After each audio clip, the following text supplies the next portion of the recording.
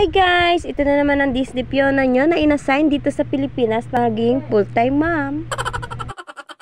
Andito nga kami ng anak ko para nga mamili nga ng ihahanda nga ng pamangking ko dahil ako nga naatasan o inutusan ng aking sister para sa birthday celebration ng kanyang Junakis, which is si Kuya Pengpeng. Bali nung November 21 pa nga lang ay namimili na nga ako ng mga kakailanganing ihanda ng aking pamangkin. Konti lang naman yung mga binili ko dito, yung mga pang spaghetti, pang buko pandan nga lang yung binili ko dito sa may STM. And after nga nun ay nagpadiretso nga ako dito kay Tol sa may palengke para nga bumili nga ng buko. And after nga nun, ay sinimulan ko na nga itong gagawin kong gelatin. Dahil medyo matrabaho nga to at kailangan nga itong palamigin. After ko nga maluto itong gelatin, ay inutusan ko nga ito si Tol na ilagay nga dito sa may lalagyan at para nga dito na lang ipatigasin. Very matulungin nga ngayon si Tol, kaya naman sinulit-sulit ko na. Kaya naman siya nalang inutusan ko na magayat nga itong mga cheese. Ninibago nga ako kay Tol Jess, di ko nga ba alam ko siya talaga to dahil nakiki-operate nga siya ngayon. Kita nyo naman, after nga niya magayat ng mga cheese, ay tinulungan pa rin nga kami dito maghiwa ng gulaman para nga daw mabilis kaming matapos. Yun nga lang, hindi pwede napapapakin muna nga tong anak ko sa hali. Anyways, eto na nga yung mga gagamitin natin para nga gumawa nga ng buko pandan. Syempre, alam nyo naman na kung ano yung mga gagamitin. Of course, may cheese, all-purpose, buko, gulaman, etc. At ayan na nga, sinimulan na nga namin paglagay-lagayin ito isa-isa.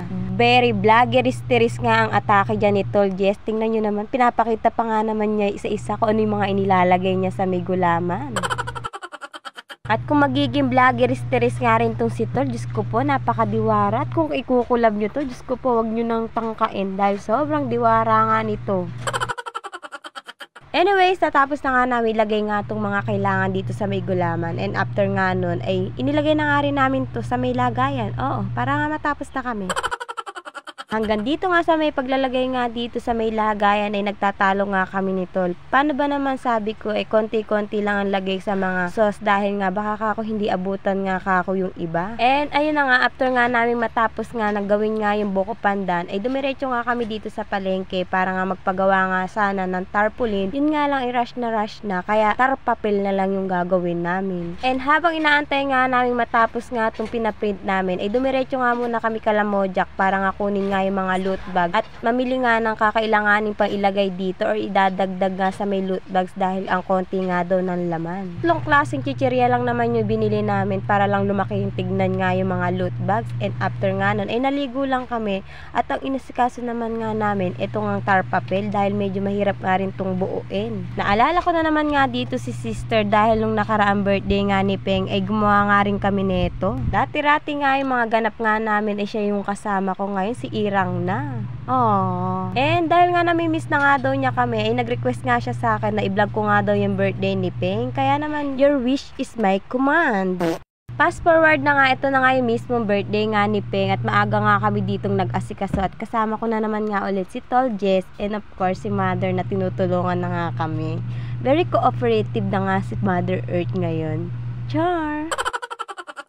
Hindi na nga ako gaano nakapag-video ng mga time na yan dahil nga ngarag na nga kami. May pasok pa nga si Bia at yung taga-video ko nga na si Lira ay sinamahan nga sa school si Bia. Kaya naman kami na nga lang yung nagbibideo. Ayun nga, before nga kami magpunta ng school ay dinaanan ko nga muna yung pinakustomize kong cupcake.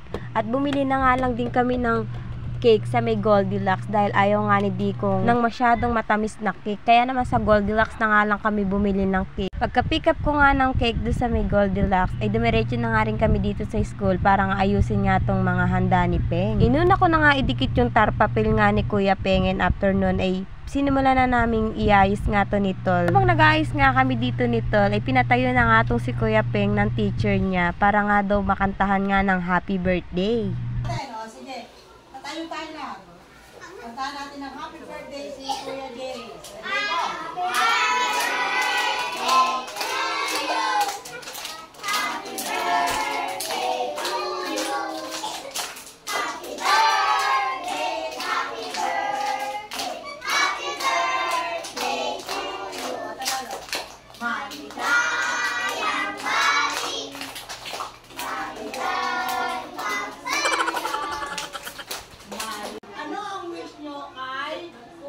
Jerry ngayong araw niya.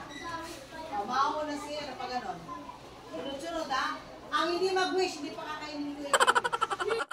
Ayan, nako, may panakot pa nga si teacher. So, ayun na nga, nagsitayuan naman isa-isa yung mga classmate nga ni Kuya Peng. Yun nga lang, hindi nga marinig yung mga wish nila kay Kuya. Ang naiintindihan ko lang lagi ay sana bumait na daw si Kuya Jerry nila. Pagkatapos nga nilang mag-wish kay Kuya Peng at ibigay nga yung mga gifts nila, ay si teacher naman nga tong nag-wish para sa birthday niya. Okay, si teacher ang mag-wish. Maging mabait, tumahimik, at mag-aral ng yan. Diyos ko po, sister, narinig mo ba yung mga wish ng teacher at ng mga classmate ni Peng Peng? Diyos ko po, alam mo na kung gaano kabait yung Junakis mo, tatay-tahimik. Sobrang tigas nga daw ng ulo. Pero yun nga, after nga makantahan ng happy birthday si Kuya Peng at mag-wish para sa kanya, ay sinimulan na nga namin magpamigay nga ng mga pagkain. Konti lang naman yung mga klase nga ni Kuya Peng, pero nga nagpasobra na nga kami at ang request nga ng birthday celebrant ay bibigyan nga daw niya yung mga teacher dun sa may TQ. Alam nyo ba guys, isa-isa niya pa talaga yung mga teacher na pagbibigyan nga daw niya. Marami naman kaming pasobra, 30 pieces nga yung ginawa nga naming spaghetti at mga buko pandan. Kaya naman nabigyan nga lahat nga ng teacher dun sa may TQ. And since 16 pieces lang naman yung kaklase niya, kaya naman marami din sumobra na mga pagkain. Lang aligaga nga dito yung pamangkin ko sa pagpapamigay nga ng handa niya sa mga teacher. Hindi ko na nga lang na-videohan isa-isa dahil aligagang-aligaga nga rin ako dahil tinitignan ko nga rin si Bia sa may classroom niya. Nung matapos na naming mai-distribute nga yung mga pagkain, ay pinalabas nga namin dito si Kuya dahil may birthday surprise nga daw yung daddy. Sa pagkakaalam ko ay matagal na nga daw itong hinihiling ni Peng Peng sa mga daddy at mami niya. Kaya naman, your wish is my command daw, sabi ng daddy mo. Habang tinatanggal nga dyan yung takip nga ng motor, eh parang hindi nga masaya tong pamangking ko, oo. Feeling ko kaya ganyan itsura ng pamangking ko, iniisip niya kung kakayanin ba siya ng motor na binili ng daddy niya. Kaya hindi makitaan ng saya habang binubuksan nga tong surprise sa kanya. Just kidding aside, mahihain talaga tong pamangking ko, kaya siguro ayaw lang niya i-express yung nararamdaman niya dahil maraming nakatingin sa kanya. Or di naman, hindi pa nasisik in sa kanya na kanya ba talaga tong motor na to o baka pinaprank lang siya ng tatay niya. At eto na nga, pinasusubukan na nga namin tong biniling motor kung kakayanin nga ba siya neto. Pinasakay na nga namin dyan si Peng Peng para nga masubukan na nga niya tong motor nare kung kaya nga ba niyang i-drive.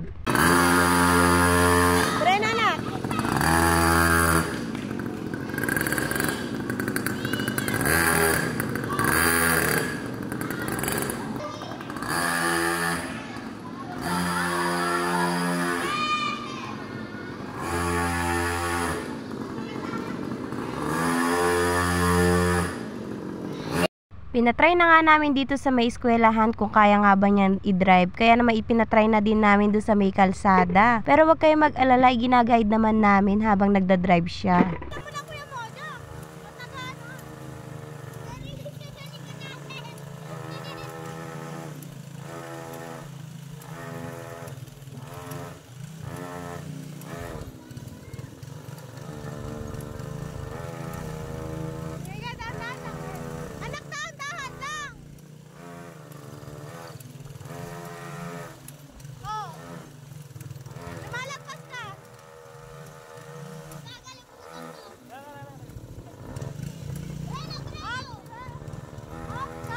So, ayun lang guys. That's it for today's mini vlog. Thank you for watching and happy birthday to you, my Peng Peng. Sana nasatisfy yung mami mo sa panonood ng birthday mo. So, ayun lang guys. That's it for today's mini vlog. Thank you for watching. Please don't forget to follow and share.